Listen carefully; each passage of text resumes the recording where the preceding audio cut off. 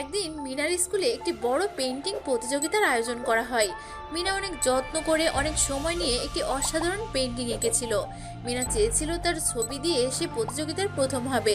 পেন্টিংটা পুরোপুরি শুকানোর জন্য সে রাতে সেটি বারান্দায় রেখে ঘুমিয়ে পড়ে। কিন্তু সকালে ঘুম থেকে উঠে বারান্দায় গিয়ে মিনা দেখে সেখানে তার পেন্টিংটি আর নেই। কেউ একজন সেটি চুরি করে নিয়ে গেছে। পেন্টিংটি হারিয়ে মিনা কান্নায় ভেঙে পড়ে।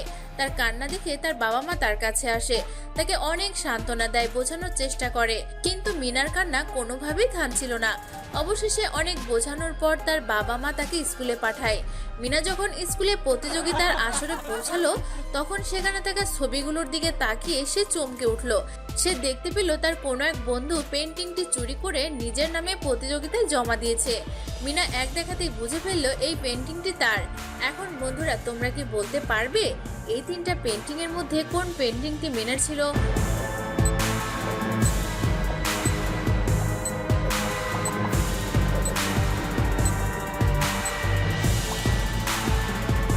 কি বন্ধুরা, তোমরা কি উত্তরটা পেরেছিলে?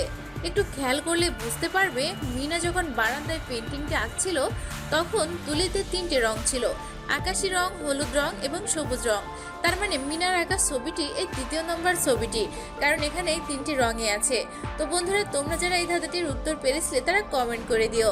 চলো, একদিন একটি লাইব্রেরির ভেতরে একজন বিখ্যাত লেখকের ডায়েরি চুরি হয়ে গেল। সেই সময় লাইব্রেরিতে তিনজন লোক ছিল। ডিটেকটিভ মেহুল সেখানে তদন্ত করতে এলেন। সে তিনজনকে সন্দেহ করে। তাদের মধ্যে একজন ছিল পিয়ন। পিয়নকে জিজ্ঞাসা করলে পিয়ন বলে, স্যার, আমি তো ওই সময় লাইব্রেরির একদম পেছনের দিকে বই গোছাচ্ছিলাম। এরপর ছাত্রী রিয়াকে জিজ্ঞাসা করলে বলে, আমি খুব মনোযোগ দিয়ে ওই সময় বই পড়ছিলাম, আমি এ বিষয়ে কিচ্ছু জানি না। এরপরে গার্ডকে জিজ্ঞাসা করলে সে বলে, আমি তো দরজায় দাঁড়িয়েছিলাম, কিন্তু লাইব্রেরির ভেতরে খুব অন্ধকার ছিল, তাই কে কাকে ডায়েরি নিল এসব আমি কিচ্ছু জানি না। এরপর ডিটেকটিভ মেহুল পর্যবেক্ষণ করলো এবং চারিদিক খুব ভালোভাবে খেয়াল করলো, আর সে দেখেই বুঝতে পারলো এর মধ্যে আসলে কে মিথ্যা কথা বলছে আর কেই বা ডায়েরিটি চুরি করেছে। এখন বন্ধুরা, তোমরা কি বলতে পারবে এখানে কে মিথ্যা কথা বললো আর কে বা ডায়েরিটি চুরি করলো? বন্ধুরা, তোমরা যদি উত্তরটি পারো ঝটপট কমেন্ট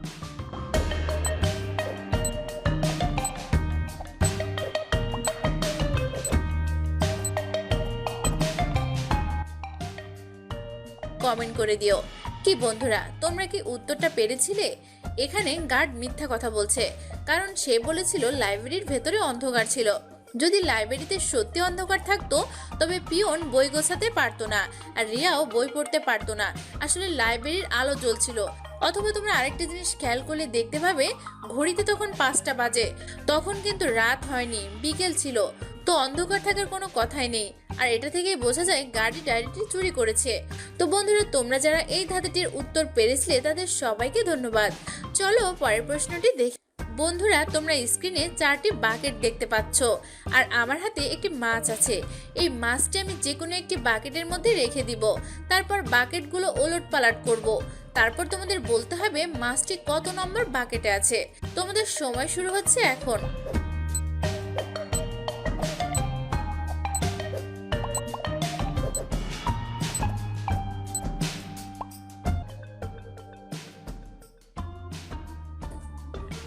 কি বন্ধুরা, তোমরা কি উত্তরটা পেরেছিলে?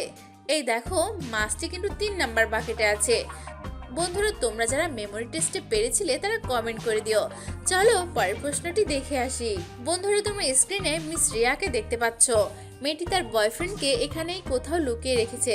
তোমাদের খুব মনোযোগ দিয়ে দেখে বলতে হবে মেয়েটি তার বয়ফ্রেন্ডকে কোথায় লুকিয়ে রেখেছে।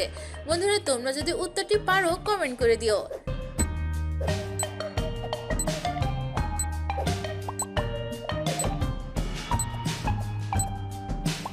কি বন্ধুরা, তোমরা কি পারলে? এই দেখো, ডিপ ফ্রিজের ভেতরে লুকিয়ে রেখেছে, কারণ বাইরে জুতা রয়েছে। তো বন্ধুরা, তোমরা যারা উত্তরটি পেরেছিলে তারা কমেন্ট করে দিও। চলো পরের প্রশ্নটি দেখে আসি। একদিন ডিটেকটিভ মিহুলকে একটি পার্টিতে ইনভাইট করা হয়। ডিটেকটিভ মিহুল সেই পার্টিতে আসছিল। ঠিক সেই সময় বিল্ডিং এর উপর থেকে একটা লাশ পড়ে। ডিটেকটিভ মিহুল একেবারে চমকে ওঠে। লাশের চারপাশে রক্তে ভেসে যাচ্ছিল। সাথে সাথে সেখানে অনেক লোকজন জড়ো হয়ে যায়। ডিটেকটিভ মিহুল লাশটাকে রেখে দ্রুত উপরে উঠে আসে। সেখানে একটি রুমের মধ্যে পার্টি চলছিল। মিহুল দেখে অনেকেই অন্ধকারের মধ্যে রয়েছে। ডিটেকটিভ মিহুল সেখানে গিয়ে লাইট জ্বালায়। তারপরে দেখতে পায় যে যার মতো নাচানাচি করছে, ড্রিঙ্কস করছে। ডিটেকটিভ মিহুল তাদেরকে জানায় যে আপনাদের মধ্যে কেউ একজন খুন হয়ে গেছে। তখন তারা সবাই থেমে যায়। মিহুল তাদেরকে বলে, আপনারা নিচে আসুন এবং লাশটি দেখুন। লাশ দেখে তারা সবাই অস্বীকার করলো। তারা বলে কেউই খুন করেনি। তখন তাদের তিনজনকে জিজ্ঞাসা করলে তাদের মধ্যে স্নেহা ছিল। সে বলে, স্নেহা বলে, স্যার আমি নীলার সাথে সেলফি তুলছিলাম, ঠিক সেই সময় কারেন্টটা চলে যায়। এরপরে শুভকে জিজ্ঞাসা করলে শুভ বলে, আমি নীলাকে অনেক ভালোবাসি, আমি নীলাকে কোনোভাবেই হত্যা করতে পারি না। কে বা কারা নীলাকে হত্যা করেছে আপনি তদন্ত করুন স্যার। এরপরে রাহুলকে জিজ্ঞাসা করলে রাহুল বলে, স্যার আমি তখন ফোনে আমার গার্লফ্রেন্ডের সাথে কথা বলছিলাম, কারেন্ট চলে গিয়েছিল, তাই খুব বোর ফিল করছিলাম। এদের সবার কথা শোনার পর ডিটেকটিভ মিহুল বুঝতে পেরে যায় এদের মধ্যে কে আসলে নীলাকে খুন করেছে। এখন বন্ধুরা তোমরা কি বলতে পারবে এদের তিনজনের মধ্যে কে নীলাকে খুন করেছে? বন্ধুরা তোমরা যদি উত্তরটি পারো ঝটপট কমেন্টে জানাও।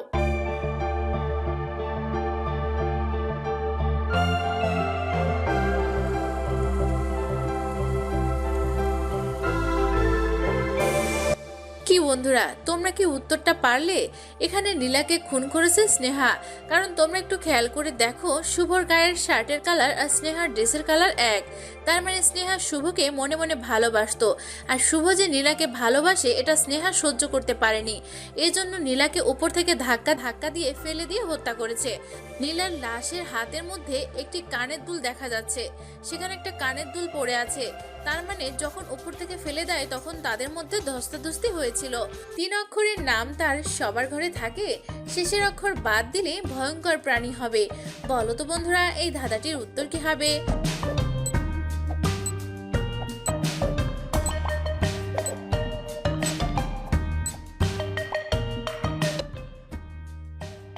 বন্ধুরা তোমরা কি উত্তরটা পেরেছিলে? উত্তরটা হবে বিছানা, আর শেষের অক্ষরটা বাদ দিলে হবে বিছা। তো বন্ধুরা বিছাতে কামড় দিলে কিন্তু অনেক কষ্ট হয়। তো বন্ধুরা তোমরা যারা উত্তরটি পেরেছিলে তারা কমেন্ট করে দিও। চলো পরের প্রশ্নটি দেখে আসি। এবার রয়েছে আজকের ভিডিওর সব থেকে গুরুত্বপূর্ণ প্রশ্ন। বন্ধুরা তোমরা স্ক্রিনে 3 জন বাচ্চাকে দেখতে পাচ্ছ, তারা জন্মদিনের কেক কাটছে। এখন তোমাদের খুব মনোযোগ দিয়ে দেখে বলতে হবে এই 3টি বাচ্চার মধ্যে কোন বাচ্চাটি বেশি বিপদে আছে। বন্ধুরা খুব মনোযোগ দিয়ে দেখো আর তোমার উত্তরটি কমেন্ট করে দাও।